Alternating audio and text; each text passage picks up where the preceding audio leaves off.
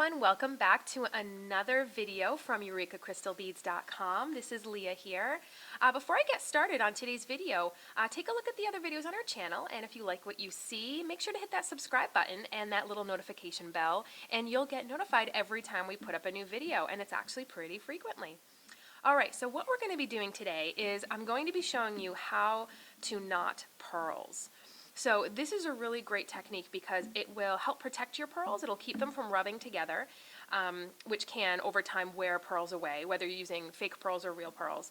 And it's also a great way to save your beads. In the event that your necklace were to break or your bracelet were to break, they won't go rolling everywhere. At worst, you'll lose maybe a single bead.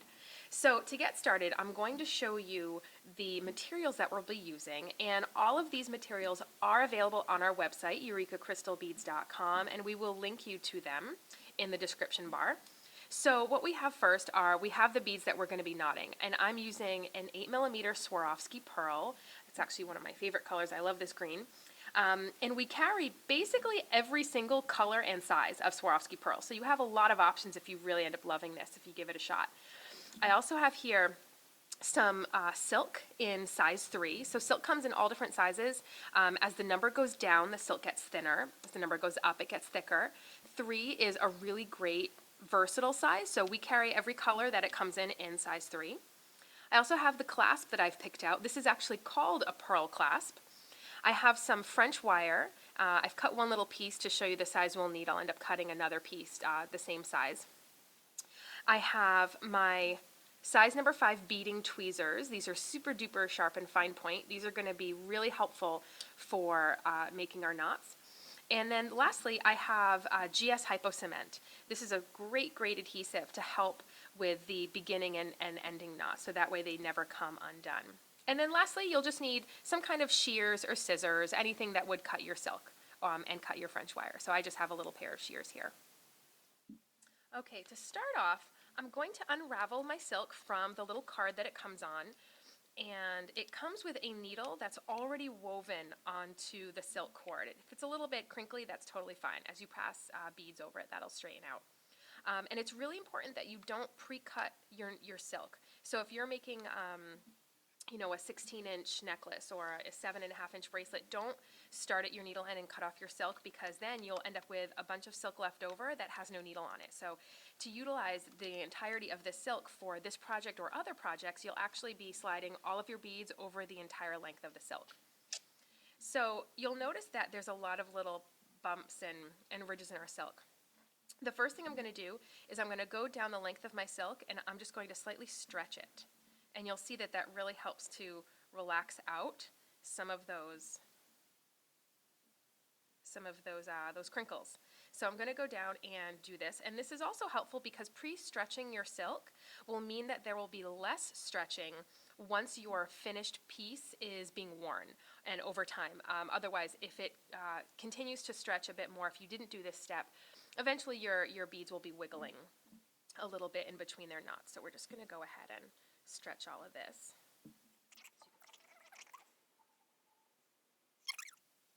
Okay, so it doesn't have to be perfect. If it has a little bits like that, that's totally fine.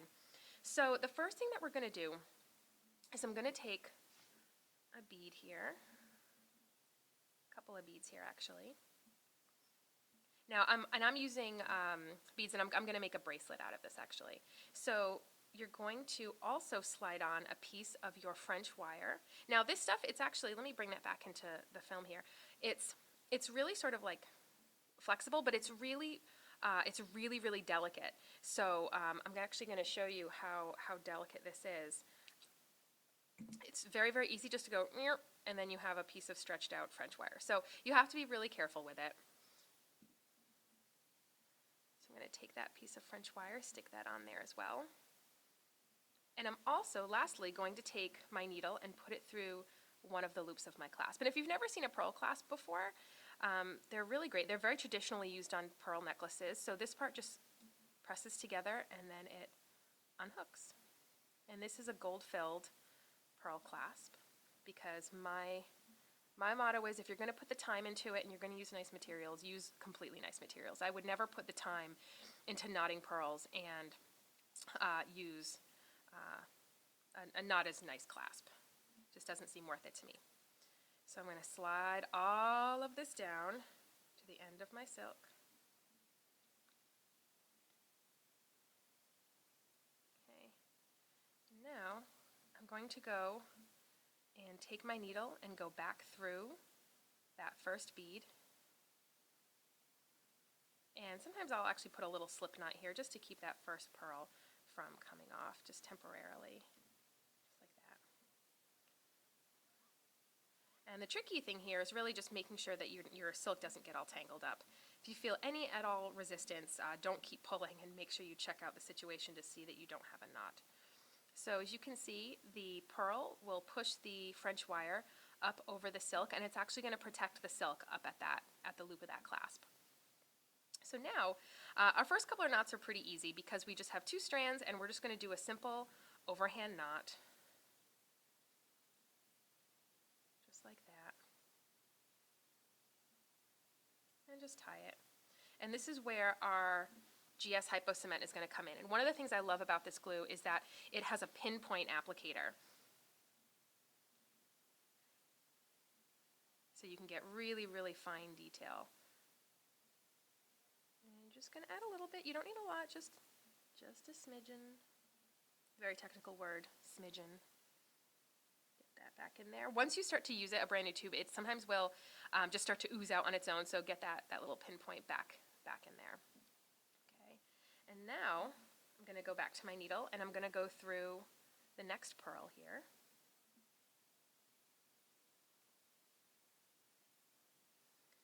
Again, pearl, don't pull your silk crazy fast. This isn't a race. You really, really want to make sure that you don't find yourself pulling your silk and then all of a sudden you've pulled really hard and you have a knot that you didn't realize was there, and the next thing you know, you can't get your knot out and then you're stuck. So another thing I do to help tighten up my previous knot is I take my bead and I just push it up against that previous knot, and it helps to tighten it up a bit. Tie another overhand knot. It's all right that I have that little knot there. This part will get cut off, so that's okay. Tie another overhand knot. Pull that down nice and tight. Get out my GS Hypo Cement again. Got a little something on there. Get a little glue on that knot. Make sure you don't get any on your pearl. Now, I'm actually not going to cut this tail off quite yet. I will shorten it a little bit, only because I want to make sure that I don't cut it until that glue is nice and completely dry. So now that the bracelet's been started off, our steps are going to change a little bit. It'll be just adding on 1 pearl at a time.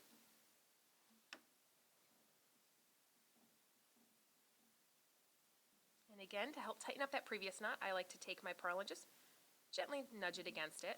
It's better to knot too tightly than not tightly enough. And you'll see by the time this is finished that my bracelet might even look a little bit stiff. That's totally okay. It's better to start having it looking very tight and stiff, because it will relax over time, rather than starting with it looking perfect and then as it relaxes over time it becomes loose. So you want tight knotting. So now I'm going to make an overhand knot with my cord, my silk here. This is where our tweezers are going to come in handy. So sometimes people will knot with an awl, but I like to use tweezers much, much more. Because first of all, when I close my tweezers, essentially that's what I have. I have an awl. But I now have the added benefit of being able to utilize my tweezers as tweezers. So now that I am sticking my tweezers right inside my loop, I can just roll that loop right on down towards my bead. And I don't want to pull too tightly, because I don't want my knot to fly off the tip of my tweezers prematurely, and then it's a tight knot that's not quite next to the bead. So I'm just going to gently pull it off like this, and then I open up my tweezers, and I go and I just push it up against my bead, just like that. We no longer need to use glue. We won't use the glue again until the very end. So I'm going to show you a couple more of these, and then we'll end up reconvening once I'm at the end steps. And again, if I want to tighten it up a little bit more, I can just push my pearl up against it. I do another knot.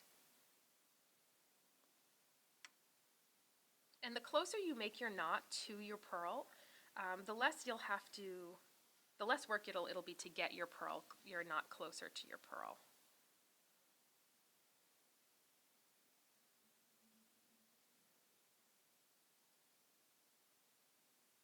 So again, don't pull too tight too prematurely. Gently get your tweezers off there, and then push it up towards the pearl. Now I'm also going to show you another technique for pearl knotting. As you get used to this, or even if you're just pretty dexterous from the get-go, and I'm going to push that pearl up there, you may find that you actually don't even need a tool to do this. So I don't recommend just starting off like this. I actually don't knot with a tool. I knot with just my hands. So I make that little crisscross right there at the pearl.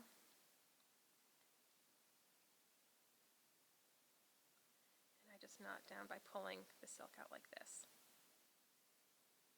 But then I usually end up taking my tweezers and pushing it up just to get that last little bit there. So I'll see you back here in a few minutes. Okay, welcome back everybody. So what I did here was I knotted up the rest of my beads, and once you're within a couple of beads length of your finished desired length, we're going to stick on those last 2 beads together without a knot in between, but after doing the knot after that, third to the last bead, because what we're going to be doing here is similar to what we did on the other side. So I'm going to start by taking my needle, now that I've put on those last 2 beads, and I'm going to go through my French wire, move these tweezers out of the way, and through the loop of my clasp.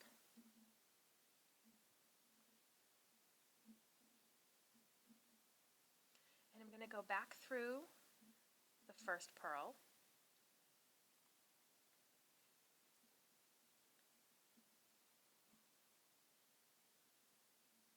Oops, I'm getting caught up here.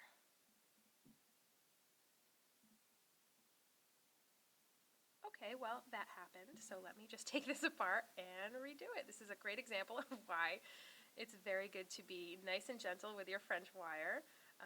I didn't realize that was happening, but that's all right. You should have seen my face when I saw what happened. So I'm going to go ahead and slide off that piece of French wire. And I'm going to cut a new piece. See, isn't it good that you got to see me make this mistake, and then hopefully you won't make that mistake? So I wasn't as gentle with my French wire as I should have been. So I'm just going to slide on a new piece there. And I'm going to get back down through that first pearl. Really what happened is I got a little ahead of myself, and I shouldn't have pulled my silk quite as fast as I did. See how it can get a little bit tangled up there. Pull nice and slow.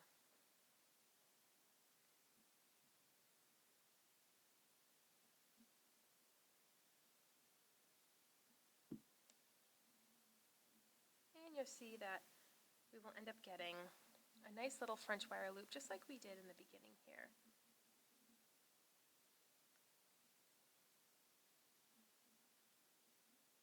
Just like that. It's going to cover that silk right at the clasp. So now I'm going to take my silk here and I'm going to go underneath the silk that's running through the beads like this, because we want to make an overhand knot.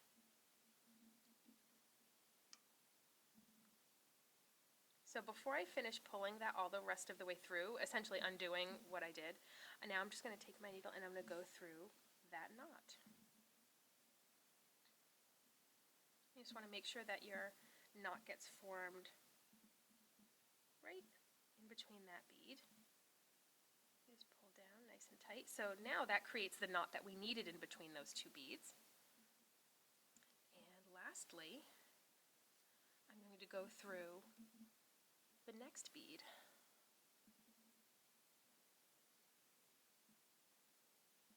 Right there.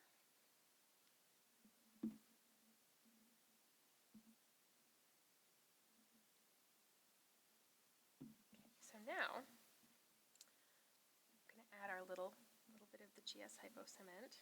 There's a little bit that's dried on the tip, just clean that off. I'm going to get some on that knot there.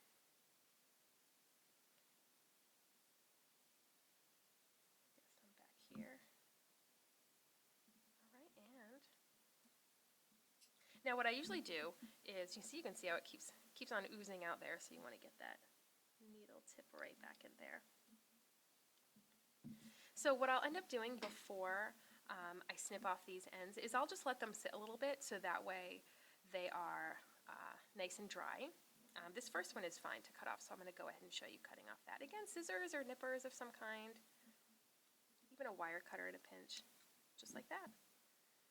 So essentially, in a little bit, maybe 15-20 minutes, I can go off and cut that last little bit off, and then your bracelet is done. And you can see it has a lovely fluid feel to it, which is one of the great things about knotting on silk. It just feels so genuine, and our silk is nice and protected up at our clasp, and then you're good to go. All right, thanks everyone.